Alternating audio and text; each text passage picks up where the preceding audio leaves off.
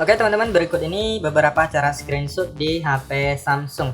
Langsung saja kita masuk ke pembahasannya. Untuk cara yang pertama yaitu kalian bisa menggunakan panel cepat atau pusat kontrol. Nah, kalian masuk ke bagian panel cepat atau pusat kontrol.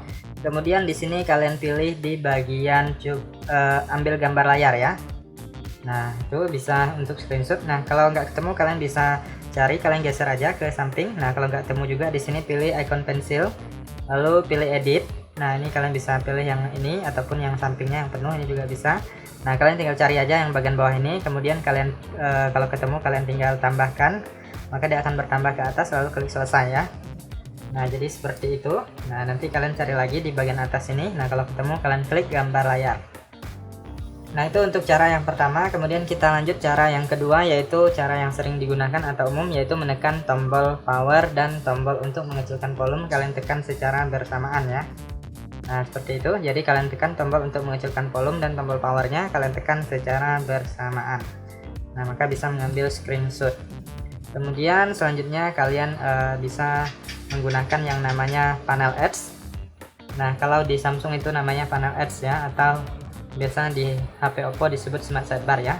Nah, jadi kalian masuk ke pengaturan, kemudian pilih tampilan, kemudian gulir ke bawah. Di sini pilih yang namanya panel edge. Nah, ini kalian aktifkan. Nah, kalian bisa klik juga di bagian panel edge-nya.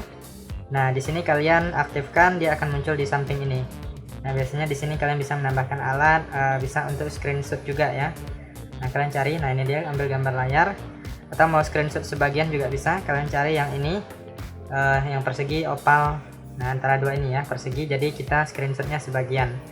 Nah, jadi seperti itu ya. Nah, jadi sebelum kalian menggunakan ini, kalian aktifkan dulu panel edge-nya, kemudian masuk ke settingan yang ini panel edge.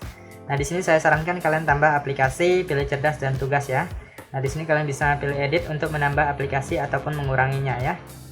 Nah, kemudian selanjutnya kita keluar dari sini, lalu pilih di bagian gagang. Nah, ini untuk gagang teman-teman bisa mengatur posisinya, bisa di kiri ataupun di kanan, kemudian bisa mengunci posisi gagang agar tidak berpindah. Kemudian untuk warna kalian bisa ubah sesuai dengan yang kalian inginkan. Kemudian di bagian bawah ada settingan untuk transparansi, ukuran, lebar dan lainnya, teman-teman bisa pelajari. Nah, kalian bisa ubah sesuai dengan kebutuhan kalian ya. Nah, kalau udah kalian silahkan ambil screenshot. Nah, pilih gambar layar. Kalau nggak ada di sini kalian klik ubah. Nah, kalian cari misalnya dia masih belum bertambah ya. Misalnya masih di bagian bawah ini, kalian cari aja yang namanya gambar layar. Nah, ini dia ambil gambar layar, kalian klik maka dia akan bertambah. Kemudian kita keluar dan kalian bisa pilih gambar layar. Nah, seperti itu. Kemudian selanjutnya bisa juga menggunakan yang namanya menu asisten ya teman-teman ya. Nah, jadi kalian masuk ke pengaturan. Nah, kemudian kalian cari di bagian menu yang ini aksesibilitas. Nah, ini dia pilih interaksi dan kecekatan. Kemudian yang ini menu asisten kalian aktifkan. Nah, apabila belum aktif, nah aktifkan di sini, klik izinkan. Nah, jadi teman-teman bisa masuk ke menu asistennya juga. Nah, ini icon edge-nya teman-teman bisa lihat dia sebenarnya seperti ini. Kalau diaktifkan icon edge dia tersembunyi ya.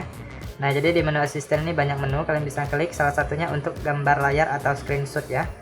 Nah, bisa juga seperti itu. Kemudian selanjutnya kita bisa menggunakan jari ya teman-teman ya. Jadi kita usap permukaan jari kita di layar.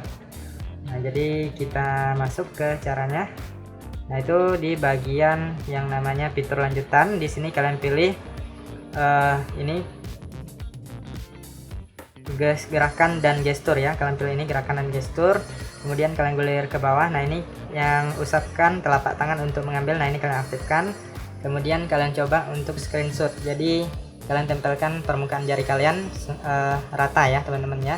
Cuman ini kalau belum terbiasa memang agak sulit dan agak ribet ya. Nah, di sini saya contohkan, kita buat seperti ini ataupun gini juga bisa ya. Biasanya saya pakai cara yang ini, kita usapkan di permukaan layar. Nah, seperti itu ya. Nah, jadi kalau baru-baru memang agak sulit ya teman-teman ya. Nah, kalian coba aja. Kemudian untuk cara screenshot panjang, teman-teman di sini harus cari daerah yang bisa digulir. Nah, saya contohkan di sini ya. Nah, di sini kita ambil screenshot dulu. Kemudian klik ini icon panah ke bawah. Nah, ini kalian klik terus maka dia akan bergulir ke bawah ya. Nah, kemudian kalian lihat hasilnya.